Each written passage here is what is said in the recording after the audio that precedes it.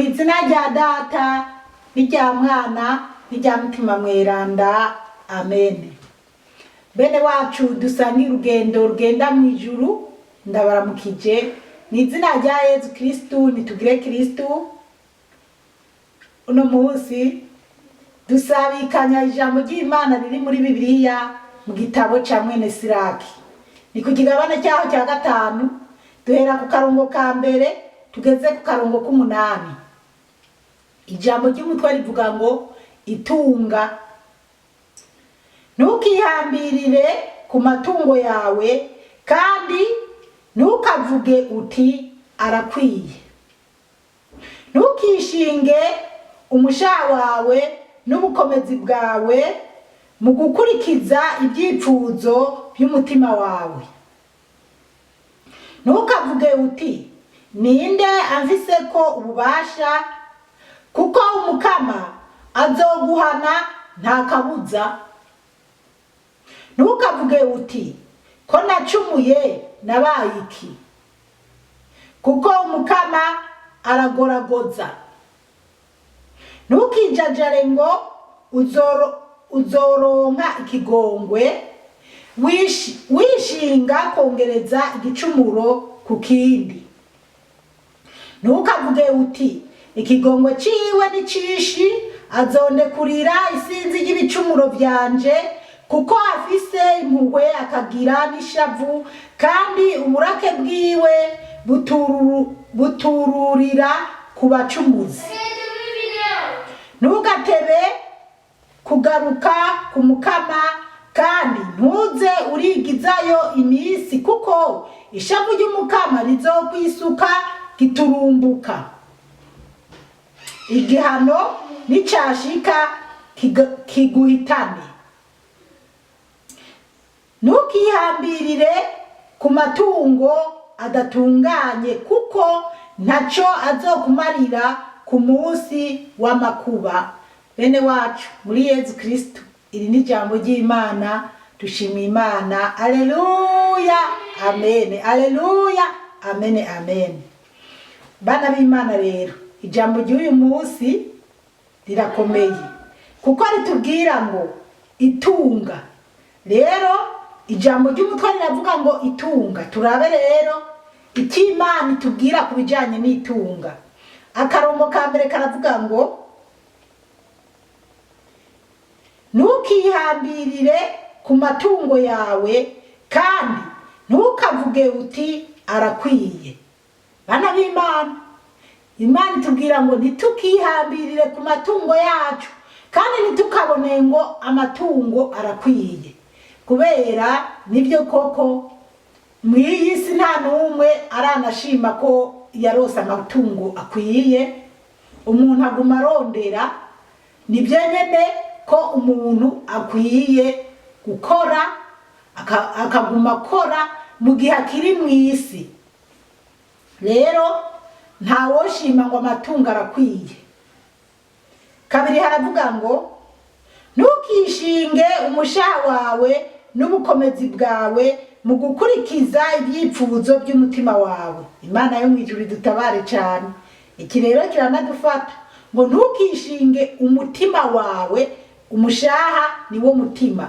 Ntukishinge umushaha wawe n'ubukomezi bwawe, ngo ntukishime wishimiye umutima wawe cyangwa ubukomezi bwawe, inguvu zawe. Ubukomezi ni ukuvuga inguvu. Hariho abantu batanagwara wanashaka, bamara n'imyaka 10 batagwaye, n'abandi bitwamira ku musego twama tugoyagoya. Ariko Imana yo iravuze ngo ntukishime, ngo wumve ko umutima wawe unezerewe, wumve ko umutima wawe wahanze iby'isi byose uri mu munezero. Kubera mu biravye hano mw'isi hariho abantu badamaraye, banezerewe, kubera nta gahinda mu mitima bafise ngo umwana arabura amakaye aja kw'ishure, ajana kw'ishure, canke ngo umwana arabura ibyo afungura, canke ndabura ibyo nambara. Oya, hariho abantu rero badamaraye, banyaye, bakize ku rwego rwo gukira nyene. Ariko Imana yavuze ati ntibakabyishimire, kandi bukomezi n'inguvu bafise ntibakabyishimane kubera namwe mubiravye abantu bari hejuru bamenyekana bafise amatunga barahayagiza ko bakomeye. Noneho n'akarorero karabitwereka turavye Amerika, Uburusiya, muri China, mugacuraba ukuntu na Putine yateye Ukraine. Putine kandi mwisi yose akabavuga ati ubu nije nkomeye mwisi yose. Amerika nayo yahora ivuga ko ariyo ya mbere ikomeye ikaba yatangiye gutinya. Ibyo rero ijambo ry'Imana rirabitubuza. Abo rero ndabatanze ko akarorero tutirengagije ku gatumba k'iwacu canke mu bihugu byacu. Ku gatumba iwacu umuntu w'umubose ati jenda komeye ndanyaye n'ikimenyamenya kuri uyu mutumba wose nije mfise imodoka canke nije mfise imangazini ikomeye, ibintu nk'ibyo. Ibyo rero Imana irabitubuza. Canke ku gatumba iwacu nijewe navuye nije jenyene ndi ministre, nije jenyene nkomeye ndi mistanteri. Waja no ku gatumba iwanyu akabana babandi mwiganye batashoboye kurenga muri primaire utobaramutsa kubera ko ubona ati jenda nyaye nararenganye. Ibyo Imana irabitubujije.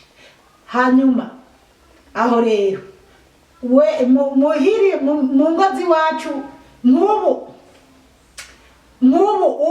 ukabona ati jenda nyaye umugabo wanje arakomeye nije nambaye igitenge kiza kuri uyu musozi nije nambara ikirato kiza. Ibyo byose Imana irabitubujije. Ntitukabyishimire, ntitukishimire ubukomezi dufise mu byo gukora ibibi. Noneho abishima nyine usanga ari abantu bariko bararatana ubwishime bwo gutukana no gukora ikibi. Imana idutabare cyane. Turacyabandanya kuri kabiri mu gukurikiza ibyipfuzo by'umutima wawe. Ngo mu gukurikiza ibyipfuzo by'umutima wawe ni nyiri nyene menye gusigura, kuko umutima wawe ukwereka ko wewe ari wowe uruta abantu bose bo mwisi. Wewe ari wowe muntu turiko turabona nk'abajya badamu bihinduye abagabo nko muri Amerika, muri ya mudamu Irene ariwe mudamu wa mbere novuga nke katangwe kubimenyekana mwisi ko ari umugore yihinduye umugabo. Kwanza niyihinduye umugabo w'umutinganyi. Ngira mu Kirundi novuga, mu Kinyarwanda niyo babivuga neza ngo nabatinganyi. Nkujya agacabona iyo ariko arakoresha ibitaganira ukabona uko yicaye akaguru yageretse ku kandi abantu bose yo niwe wa mbere. Amarira abantu bakanezerwa ngo yagize ngo yabaramukije yabakoze mu ntoke. Imana idutabare cyane mwisi. Ujya rero canke nka Oprah akabona ati jewe ndanyaye ndakomeye kuko nihinduye urukoba nkandi umuzungu nari umwirabura. Ibyo byose rero ugukurikiza iby'umutima wawe, irari ry'umutima wawe rikwasha gukora ibitameze neza. Ibyo byose rero Imana irabitubuza. Uburorero bwoba bwishi, ariko reka tuje kuri gatatu. Ntukavuge uti ninde afise kububasha, ngo ntukavuge ngo ninde afise kububasha. Rero mwisi hariho abantu babona ati nta numwe afise kububasha, ariko bana b'Imana mwijuru hari Imana idufise kububasha canke igufise kububasha. Kuko umukama aragoragoza biratomoye ngo ntukavuge uti ko nacumuye nabaye iki. Nagiye atariho ni kuri gatatu. Ntukavuge uti ninde afise kububasha, kuko umukama azoguhana nta kabuza. Nari nahasimye ngo ntukavuge ngo nta ugufise kwiki mubasa, ngo kuko umukama aragoragoza. Nibyo by'ukuri umukama Imana aragoragoza. Ntashaka umuntu apfira mu byaha. Imana iguma ikugoragoza kugira ngo uve mu byaha ube umwana mwiza w'umuco. Rero Imana niyo iba idufise kububasha. Kane, ntukavuge uti ko nacumuye nabaye iki. Murumva abana b'Imana, abantu benshi bararaba ati ko nacumuye nabaye iki. Twese nanjye ndimwo nko mu myaka yahera n'abandi mbona abantu bamwe baravuga ngo ibi nibi ntacyo bitwaye. Buriya Imana nta ngorane, buriya Imana n'abantu bapfa kubivuga, Imana siko izoca urubanza. Ariko Imana iragoragoza, nanjye yarangoragoje. Mu minsi yeze niho nigeze kugira iyerekwa Imana iriko iranyereka ibyaha nari ifise ingene nabitaye, mugabo iranyereka ko hasigaye utundi dukeya. Ariko Imana izofashe ku nyimba nzobiheba ibyo utwo dukeya dusigaye. Ariko gusa hari ibyo twaganiriye n'Imana. Nawe nakwipfuriza ko muri byinshi ufise nyimba ari 10 wogabanya ugapfuma usigaranira 3 indwi bikava. Kuko umukama aragoragoza, ngo kuko umukama aragoragoza, umukama guma tugoragoza ngo twisubireko tuve mu byaha tugendere mu muco w'abana beza b'Imana.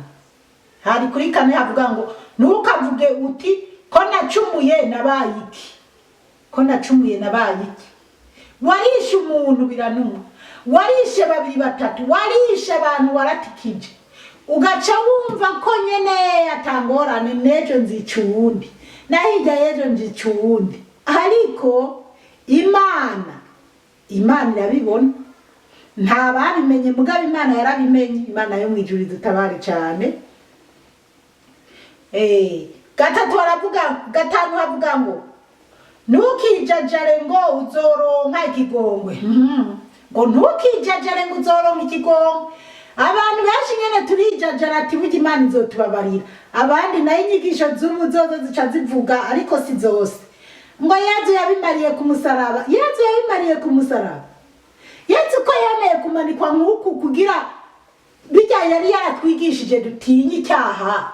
None se yaragiye ku musaraba nyene arabambwa, uca wumva nyene ko yabihejeje byose, ngo yavuze ngo babarire nibazi icyo bakoze. None ku munsi ugira 3 azutse nitwamenye yuko twishe umwana w'Imana. Ari utazi neza iryo jambo ry'Imana. Imana yo mwijuru tube yafu cyane. Wishinga kongereza igicumuro ku kindi, ngo twishinga kongereza igicumuro ku kindi. Ntukijajare ngo uzoronka ikigongwe, wishinga kongereza igicumuro ku kindi. 6, ntukavuge uti ikigongwe ciwe ni cishi. Niko nyene ngo ikigongwe ciwe ni cishi, niko twibwira. Azondekurira isinzi ry'ibicumuro byanje, ngo ikigongwe cy'Imana ni cishi, ngo isinzi ry'ibicumuro nkora ngo azobindekurira. Cyakora iri jambo ry'Imana riraza no kubidusigurira neza. Kuko afise impuhwe akagira n'ishavu. Ngo arafise ikigongwe kandi agira n'ishavu. Nibyo nawe rabye umwana kubabaje uramubabari, ariko iyo akomeje akora amafuti uramukubita ukumva wona mwica. Rero n'Imana izotwica. Wase kumvira Imana ukanka gukora ibyo Imana ishaka, ukaguma ubabaza Imana ukabipfiramwo, ubwo nyene n'Imana none yarateguye umuriro udahera. N'ubu mu muriro udahera hari abapfira mu byaha bakawuja mu n'ubu bawurimo. Kuko afise impuhwe akagira n'ishavu, kandi uburake bwiwe butururira ku bacumuzi. Niwumva ngo uburake bw'Imana butururira ku bacumuzi. Nyene abacumuzi iyo base kwigarura twabonye ngo Imana iragoragoza, bakanka kumva ibyo Imana ibabwira, bakaguma bararagitse amazosi. Imana nyene uburake bwayo uburake bw'Imana nyene bajya bacumuzi baca Imana irabarimbura nyene ikabihorera. Mu mazaburi niho twama tubona ibya bene Korari n'abandi bagiye baza baragumuka. Bene Korari nibo bamwe batubwira amazaburi y'ikigongo cy'Imana n'ingene Imana ihana. Indwi naho aravuga ngo ntugatebe kugaruka ku mukama, kandi ntuze ntuze urigizayo imisi indwi, ntugatebe kugaruka ku mukama. Bana b'Imana, murumva inyana Imana ari nziza, ngo mubi naho twaba turiko turacumura ntitugatebe kugaruka ku mukama. Kandi ntuze urigizayo imisi, ngo kandi ntuze urigizayo imisi ngo nzihanejo, nzoza kurondera amasakaramentu ejo, nzogarukira Imana ejo. Kuko ishavu ry'umukama rizokwisuka giturumbuka, ngo kuko ngo ishavu ry'umukama rizisuka giturumbuka ku munsi utari uteguye.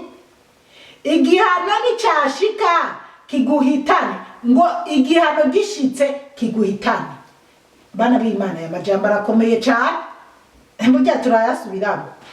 Ntugatebe kugaruka ku mukama, ngo ntugatebe kugaruka ku mukama. Kandi ntuze urigizayo imisi, ngo kandi ntuze wegezayo imisi. Kandi ibyo rero nibyo bidukorako cyane. Ruma ejo nzihana cyane. Jewe nyimbanye n'umugabo tutapfunze impeta, numva hari igihe twaba tuganira canke tubeshanya, nzambara impeta na wewe, ni wewe tuzopfunga impeta, ni wewe ejo tuzoyipfunga. Mu minsi iri imbere bizogenda neza. Ubwo uriko uratebera muri icyo cyaha, none upfuye uzobwira Imana ati burya nariko ndategura ko tuzopfunga impeta n'umugabo wanje canke n'umugore wanje.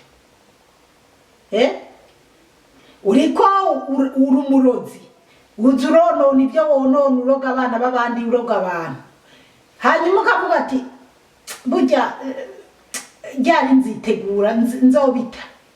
Hagera igihe ngo nakango yarambabaje ngo mpaka namuhekure canke ndamukorereko, ukaguma wumva kuzo kwakira Imana cyangwa uzo kwakira Yesu Kristu ejo hirya y'ejo mu mwaka uza ubipfiriyemo. Imana idutabare cyane, kuko ishavu ry'umukama rizokwisuka giturumbuka. Ngo kuko ishavu Imana irakugoragoza, Imana yakubwira mwana wanje caha, mwana wanje genda neza, mwana wanje genda uko, nawe uri mu byisi, reka nyimba uri mu byisi nyene, inzara reka amabara yose, amarangi yose ku mutwe, ibintu byose nta kibazo, ubona nta ngorane. Ariko mu ishavu ry'Imana rizisuka ku munsi utazi. Igihano nicyashika kiguhitane, ngo igihano nicyashika kiguhitane. Ahaca mbona ibihano biri muri iki gihe. Intambara ziriko ziraba hirya no hino, nyimba intambara ziriko zirategwa n'abantu batumvikana canke baba bishaka. Umwuzure w'amazi wo watewe nande? Umwuzure w'amazi uri kurahitana abantu za Panama, Afrika y'Epfo, Australia, ibihugu byinshi byo n'abantu barekuye iyo mvura. Ni Imana, ishavu ry'Imana. Mbega Imana izo ntambara ziriko ziraba ntizibona? Ariko ko twijajaye tukararika amazosi, Imana yaratwihoreye. Rero wowe umunyabyaha, biriko biratsibana amabomba bugwa aho batari biteze ko ari bugwe, upfiramwo na bya byaha byawe bikaba bikujanye mu muriro udahera. Ariko uri impungane wakigwa mu ijuru. Imvura iriko iragwa, yatanguye gake jizohite birarenze, urajanywe n'inkukuma, uragiye nyene utarose umwanya wo kuja kwirega canke kwihana. Rero bana b'Imana, ijambo ry'Imana riratubwiye ati twame tugabye, ntitukaze tuvuga ngo ejo nzogarukira Imana, ejo nzogarukira Imana, ejo wigiza imisi yawe, wibona kuri gihangange, nta nahamwe Satani atageze imyama. Rero tuze turaraba neza isi turimo kugira twame twiteguye. 8 haravuga ngo ntukihambirire ku matungo adatunganye. Ko bitoroshe, ngo ntitukihambirire ku matungo adatunganye kuko ntacyo azokumarira ku munsi w'amakuba. Ngo kuko ayo matungo ntacyo azokumarira ku munsi w'amakuba. Azotumarira iki ku munsi w'amakuba?